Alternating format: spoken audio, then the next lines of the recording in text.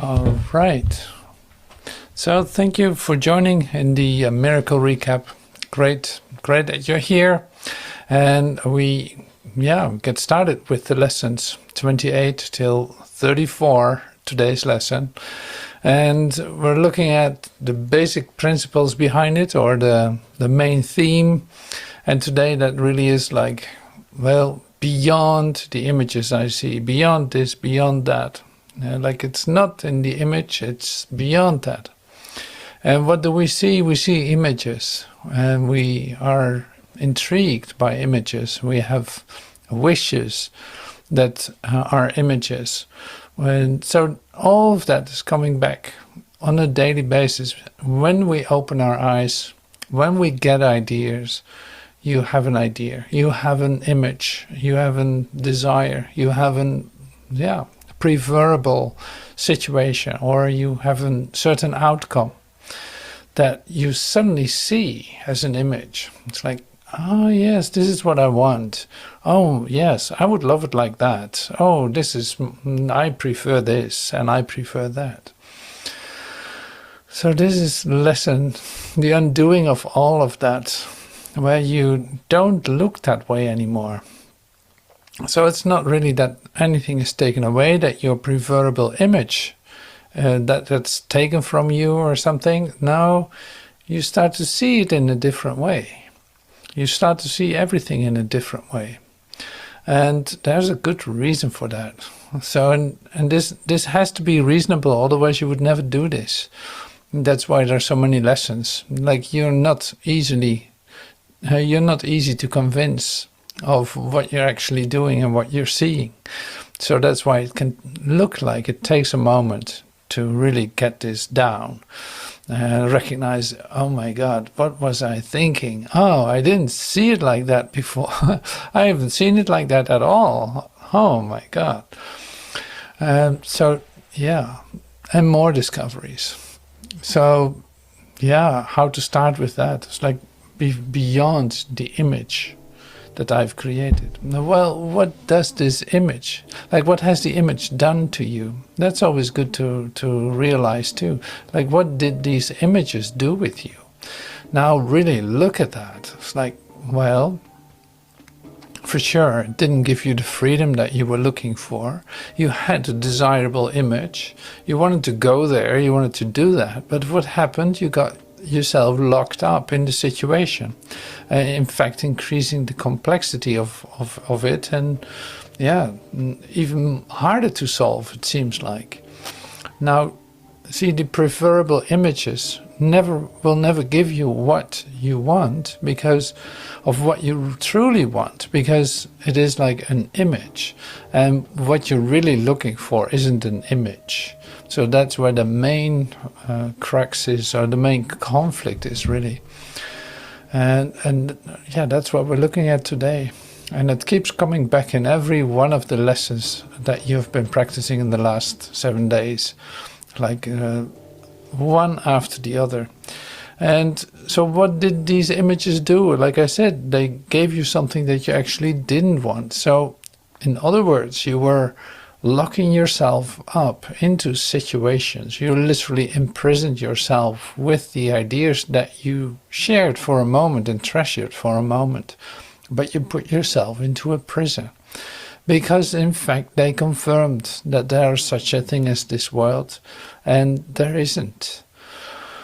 Now, so you have used images to make this world real. You've used these images to prove to yourself that there is a world. Because if that isn't there, what is going to happen? So, yeah, you have to see that you've been doing that.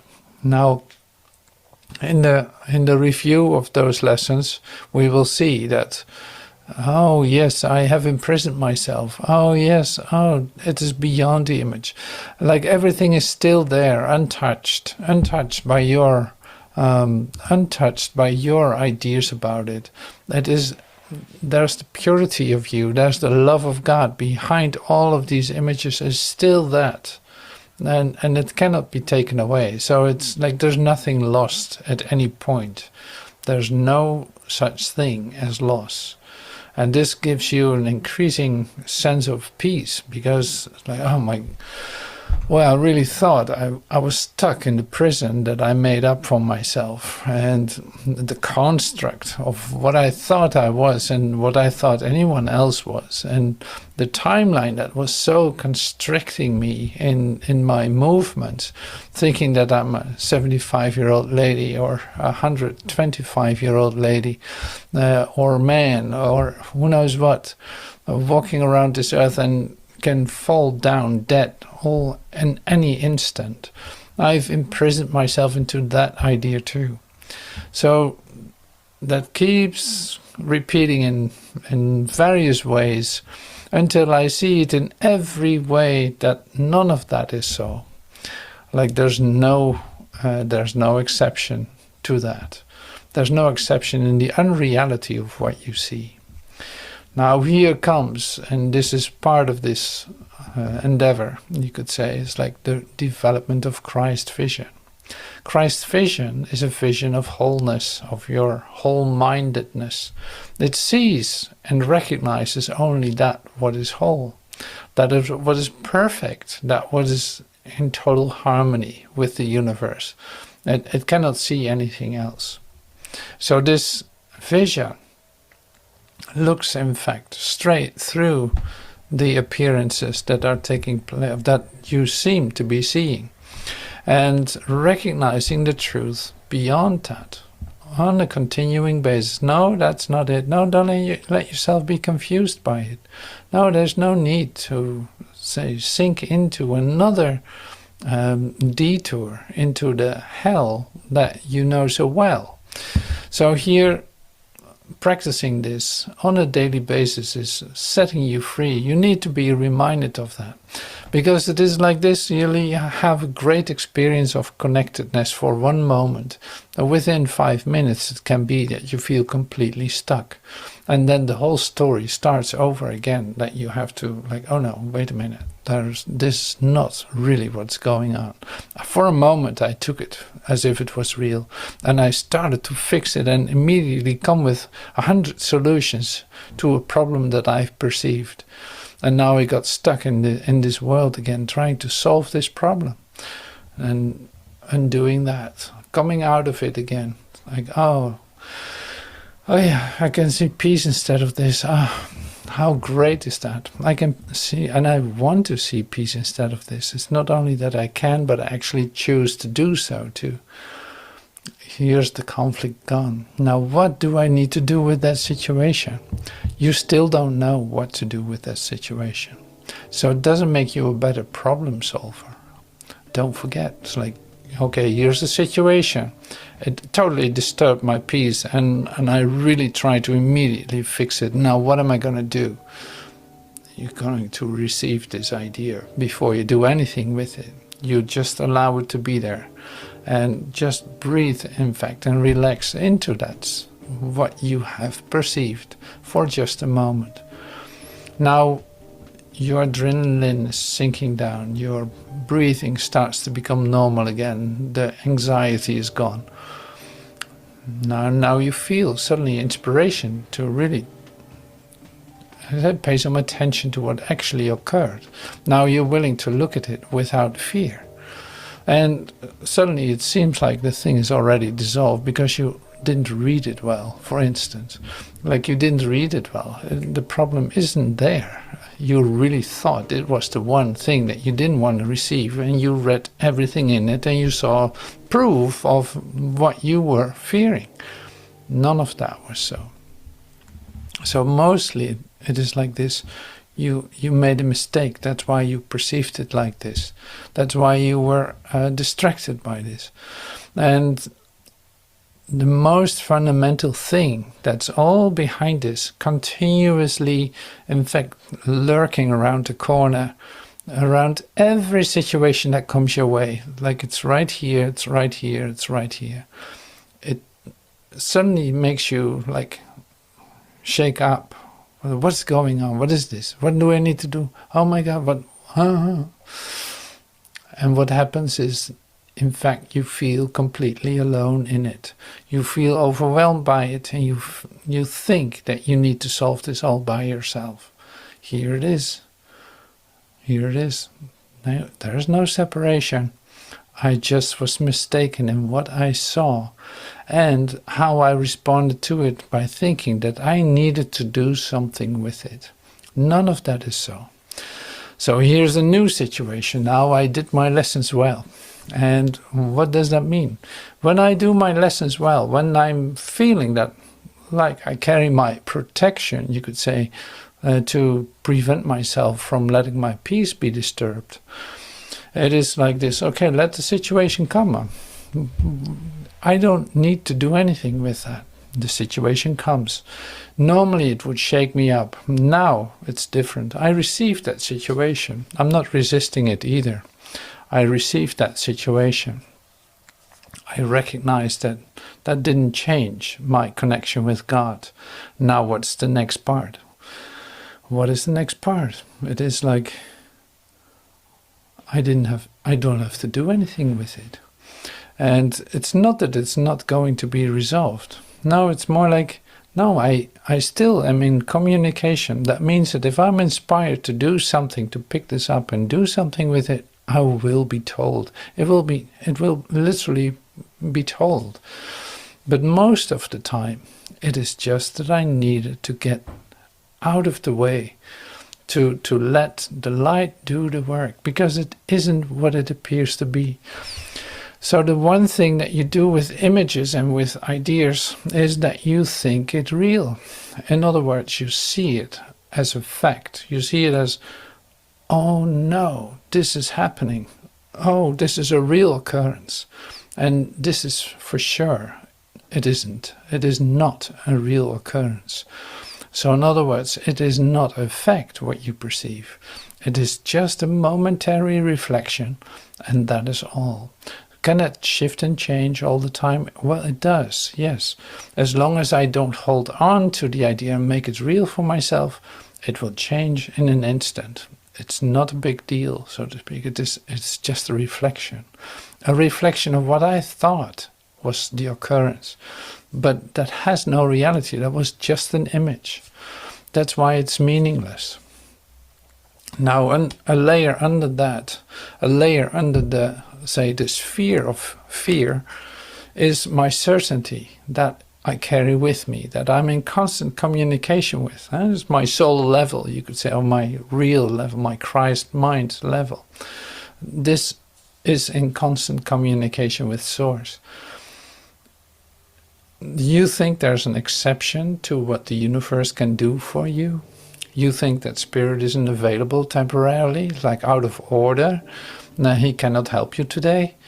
No, he speaks to you all through the day. That's one lesson that will come up later too. He will speak to you all through the day. Now here it is, it's like, oh, I'm still connected. I ask for help. I get out of the way. I have no idea. I have no idea how to respond to any of this. I have no idea what would be the best solution for everyone involved in this insane situation I find myself in, that I perceive as an insane situation. So I I need guidance in this instant to see what is the next step. Is there any part of me that I need to do or not? Show me, because I have no idea. So the great thing is that I can stay in my peace. It doesn't need to be disturbed. I ask for help and I wait for the inspiration, literally for spirit to move me to do, if I need to do anything. If it is that I need to get out of the way, that would be my answer. Like, it's resolved. It's not what you thought it was, and it's already gone and over. You don't need to do anything with it. Now, this is a drastical change in thinking, in behavior, in dealing with problems, so problem solving, in dealing with anxiety, in dealing with conflict, in dealing with impossibilities. Like, that is a totally different approach. Instead of thinking that you immediately have to do something with it to resolve it, first you allow the situation to, in fact, fall down, to accept it as it is, and then wait for the inspiration. If you need to do something with it, it will be told, but it's not up to you. So it doesn't have to disturb your peace, because you have in fact nothing to do with it. It is a meaningless idea that comes your way. It's only there, you could say, it's only there because I valued something. That's why it's coming back to me. Now, when I allow that to just fall down in front of me, accept it the way it is, then it doesn't matter anymore. It is not that I need to solve this. And that's amazing. So there's no exception to where this is not applicable to. In other words, you can use this for every situation that you're in. That's the beautiful part of this. Behind my insane thoughts, that's the title of today's meeting. Behind my insane thoughts. Now here Jesus is speaking to us in chapter 12. In me, you have already overcome every temptation that would hold you back. So in me, in my Christ mind, you have already overcome every temptation that would hold you back. We walk together on the way to quietness that is the gift of God. Hold me dear, for what except your brothers can you need? We will restore to you the peace of mind that we must find together. The Holy Spirit will teach you to awaken unto us and to yourself. This is the only real need to be fulfilled in time. Salvation from the world lies only here. So that's quite huge. So in me, you have already overcome every temptation that would hold you back. See, this is the comfort of the Savior. You could say it's the comfort of your Christ mind. Like everything, every temptation is already overcome. So that has already happened. In Jesus, like in your Christ mind, in your whole-mindedness, you have already overcome every temptation that would hold you back. Now, here's the reminder. We walk together on the way to quietness that is the gift of God. Hold me dear, for what except your brothers can you need? We will restore to you the peace of mind that we must find together. See, he doesn't exclude himself like I found it already and now you have to look for it. No, it's like we must find together. The Holy Spirit will teach you to awaken unto us and to yourself. This is the only real need to be fulfilled in time. Salvation from the world lies only here. My peace I give unto you, like my peace I give you. Take it of me in glad exchange for all the world has offered but to take away. And we will spread it like a veil of light across the world's sad face, in which we hide our brothers from the world and it from them. My peace I give you. Take it of me in glad exchange for all the world has offered but to take away. And we will spread it like a veil of light across the world's sad face, in which we hide our brothers from the world and it from them. So here the biblical reference that you heard already. So John 14:27, peace I leave with you, my peace I give to you. Not as the world giveth, do I give to you. Let not your heart be troubled, neither let it be afraid. Peace I leave with you, my peace I give to you. So you see that the comfort the comfort frequency is in all this, like big time. Huh? So there's so much comfort in these words. That's why it's so beautiful to read them, but also like that's why they fit so well in this stage of learning that we are. It's like here we do the lessons. We're coming to the lesson where you discover the images I've made are imprisoning me. The world that I make real makes this world look like a prison. Now I need to do this, now I need to do that. And I don't want to do it like that. I know my own ideas in problem solving. I know how hopeless that is. And I get sick and tired of it. There must be another way. Is in fact what we're in the middle of. Continuously that is the invitation. There must be another way. And there is. Now here's that part that is so comforting. My peace I give unto you. So in fact, it's like just remind yourself of the fact that the realization has been taken place. Like in your Christ mind, the whole mind of you, that has already taken place. So that means if I still trust in my own so-called own ways of problem solving, I will not see that. I'm blinded by this obsession that I'm seeing. I'm preoccupied with my meaningless thoughts, as it says in the beginning lessons. Like that is the occurrence. I'm blinded by it. Now I cannot see anything else because my mind is occupied with past thoughts. This is another lesson. So it's like, wow, that all comes together. My thoughts are images that I've made and they make me blind for what is really going on.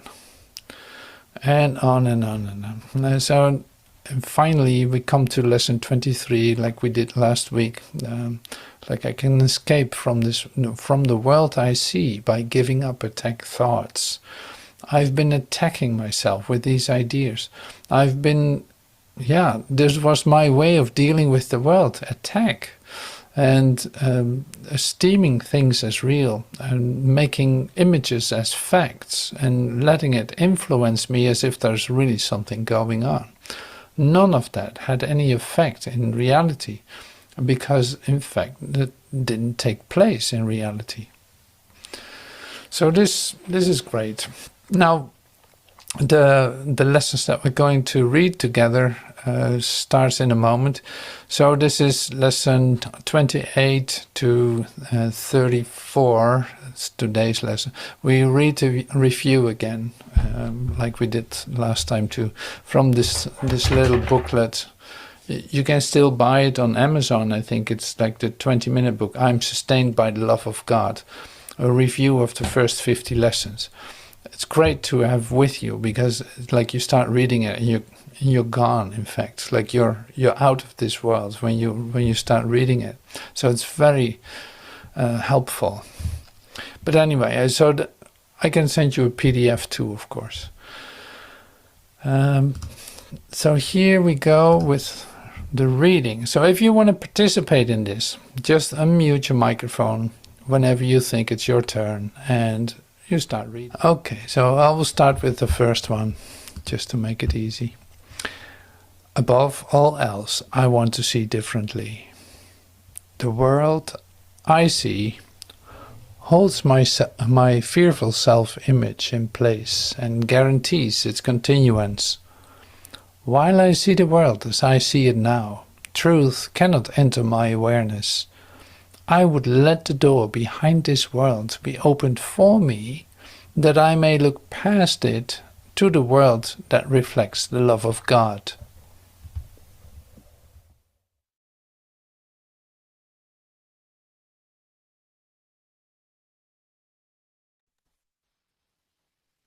God is in everything I see. Behind every image I have made, the truth remains unchanged. Behind every veil I have drawn across the face of love, its light remains undimmed. Beyond all my insane wishes is my will, united with the will of my Father. God is still everywhere and in everything forever, and we who are part of Him will yet look past all appearances and recognize the truth beyond them all.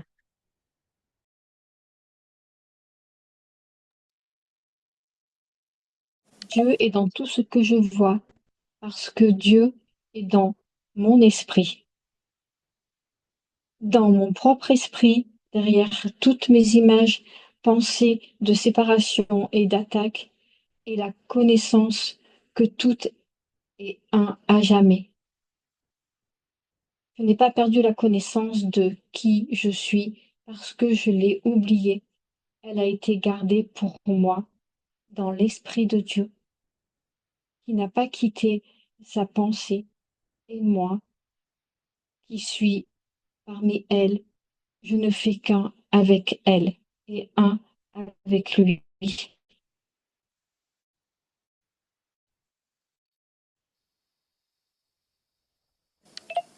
I am not the victim of the world I see. How can I be a victim of a world that can be completely undone if I so choose? My chains are loosened. I can drop them off merely by desiring to do so. The prison door is open. I can leave simply by walking out. Nothing holds me in this world. Only my wish to stay keeps me a prisoner. I would give up my insane wishes and walk into the sunlight at last.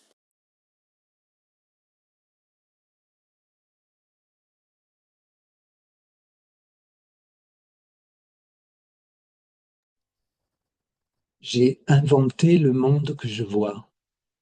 J'ai inventé la prison dans laquelle je me vois. Tout ce que j'ai besoin de faire, c'est de reconnaître cela, et je suis libre. Je me suis illusionné au point de croire qu'il est possible d'emprisonner le Fils de Dieu. J'ai fait amèrement erreur dans cette croyance que je ne veux plus. Le Fils de Dieu doit être libre à jamais. Il est tel que Dieu l'a créé, et non ce que je voudrais faire de lui. Il est là où Dieu voudrait qu'il soit, et non là où je pensais le tenir prisonnier.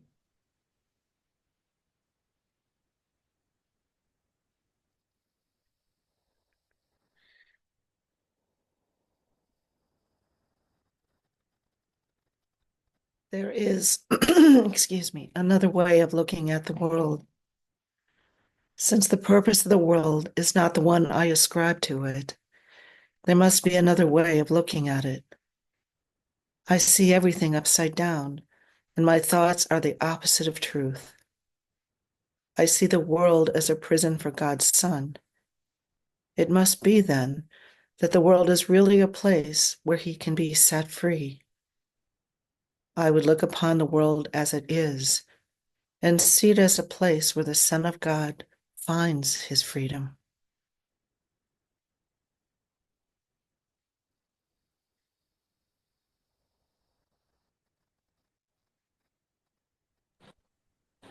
I could see peace instead of this. When I see the world as a place of freedom, I realize that it reflects the laws of God instead of the rules I made up for it to obey. I will understand that peace, not war, abides in it. And I will perceive that peace also abides in the hearts of all who share this place with me.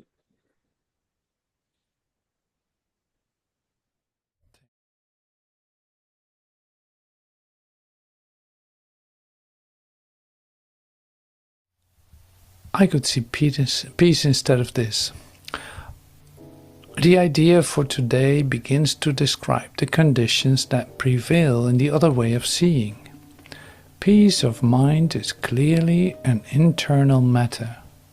It must begin with our own thoughts and then projected outward.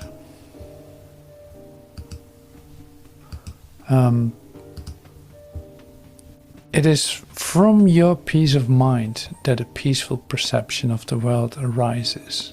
See, it brings it back to, okay, where's the start here? Peace of mind is clearly an internal matter. It starts in you. It must begin with your own thoughts. So what are you thinking? How are you responding? What is your basis from where you start? It is from your peace of mind that a peaceful perception of the world arises. 3 longer practice periods are required for today's exercises. 1 in the morning, 1 in the evening are advised, with an additional 1 to be undertaken at any time in between that seems most conducive to readiness. All applications should be done with your eyes closed. It is your inner world to which the application of today's idea should be made. Some 5 minutes of mind searching are required for each of the longer practice periods. Search your mind for fearful thoughts, and that's what we're going to do. Search your mind for fear thoughts, anxiety-provoking situations, offending personalities or events, or anything else about which you are harboring unloving thoughts.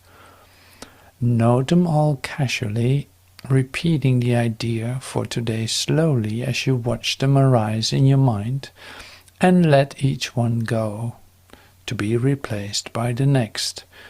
If you begin to experience difficulty in thinking of specific subjects, continue to repeat the idea to yourself in an unhurried manner, without applying it to anything in particular. Be sure, however, not to make any specific exclusions. The shorter applications are to be frequent and made whenever you feel your peace of mind is threatened in any way. The purpose is to protect yourself from temptation throughout the day. If a specific form of temptation arises in your awareness, the exercise should take this form. I could see peace in this situation instead of what I see now.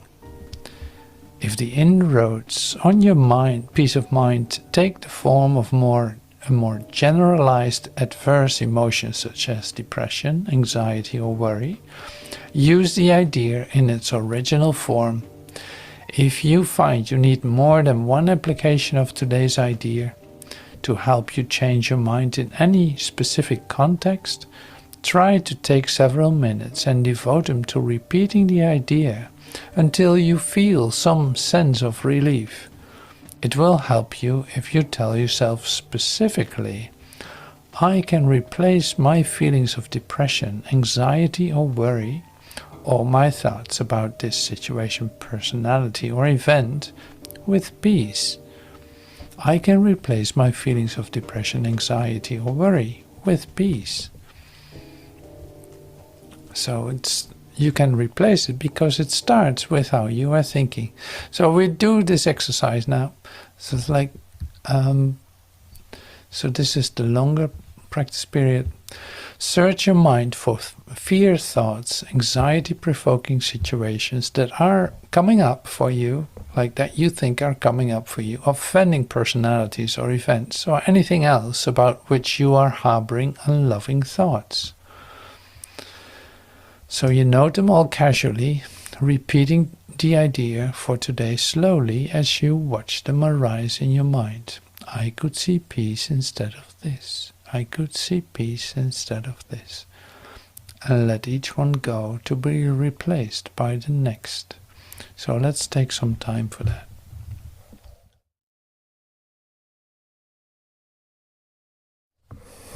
All right, thank you for practicing with me. That's really great. It's like we do this together in that sense. It's like, of course, it's individual. You do it yourself. Yes, you are the one who stays with the practice, sure. But we do this together. That's so great about this. So now, see, if you keep telling yourself this, I could see peace instead of this.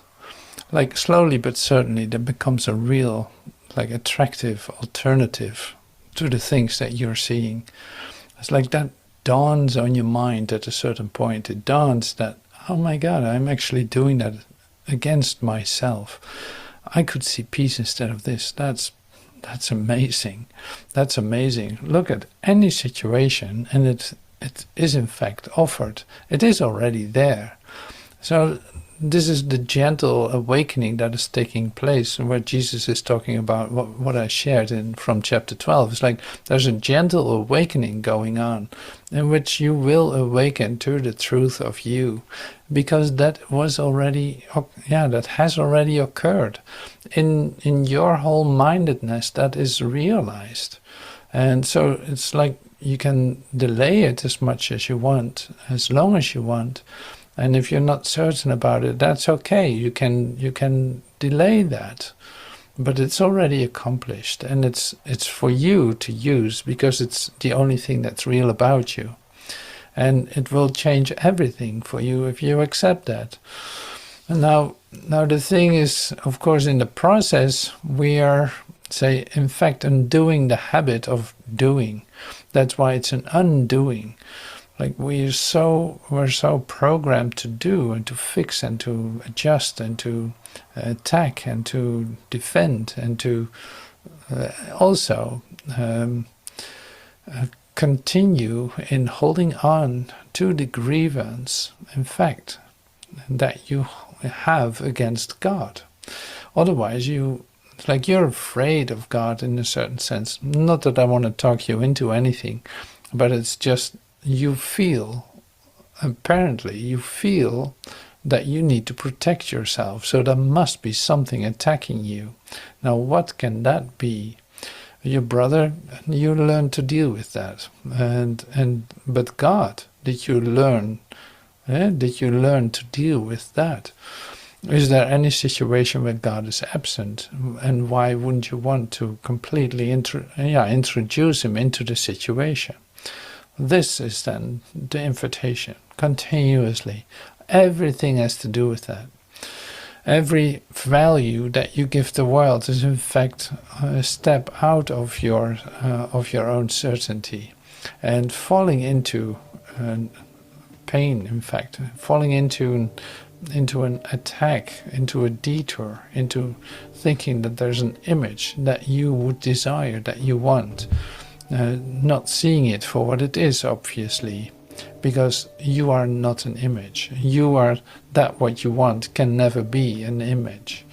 That is not what you want. That was the confusion, and you got the confirmation that it failed, that the image that you would want, that failed continuously. It never was what it appeared to be. It's like you never had the confirmation that you got what you wanted. No, there was only a temporary satisfaction in that didn't take long, and the satisfaction wasn't also not what you expected. Now, this is not like admitting to your depressed state of I cannot function in the world, I'm a hopeless human being. No, this is coming at the end of ideas. Like your soul journey, in fact, ends here. In the sense of starts to become recognized as that what you are. Your soul's journey is coming to, like, you are coming to the end of your ideas. And so that part, your soul part, is already in communication. So there's a reunion taking place, and an awakening, an advent of a great awakening, as it is being said in the Course in Miracles, like a great awakening. You're part of a great awakening. That's huge. Now it seems like, okay, it's very helpful in certain situations, but no, it expands continuously to more and more and more, and recognizing your whole-mindedness as the truth of you is literally discovering there's nothing outside of you, so there's also nothing threatening you, and there's also nothing binding you or imprisoning you. See, these things, it's too much to realize at once. That's why it takes a moment. That's why you search for your patches that you can accept now. But there's more continuously. It's expanding, forever expanding. And before you know it, you step into that expansion and recognize that is your true being, not being concerned with time, space, individuality, personality. Like, no, this is my singular experience of the wholeness of the truth of me, extending that forever into every direction, you could say, at the same time. Now that is a joyous occasion. It sounds complicated when I express it in words, but in fact it is a recognition of the joy in you, the passion of creation in you, that what flows naturally out of you, that child of God that plays in the garden, that angel that is flying through the air, so to speak, expanding forever, and say just caressing incredibly beautiful thoughts, the thoughts of God, thoughts of peace and joy and love and harmony. So that is the invitation to this celebration that is really going on. So there's, in fact, there's more than this planet that you have used to imprison yourself and others, in fact. It's like there is more. There's more. There's an actual celestial party going on. You're one of the VIPs. Like, you are the one VIP. You're invited to that party. Now, are you willing to come and join and enjoy that in a timeless moment of eternal bliss? How about that? So that's the invitation. So thank you so much for today. Thank you for being willing to listen and to participate and to let something else come to you. That's incredible. So totally appreciate your attitude. Thank you for everything, and I hope to see you next week in the 35 to 41 lessons. It's also great, like there's a build up there, and that accumulates and it keeps accumulating, it keeps expanding until we're surrounded by all of it and consciously aware of that. Thank you so much, and I see you soon. Bye for now.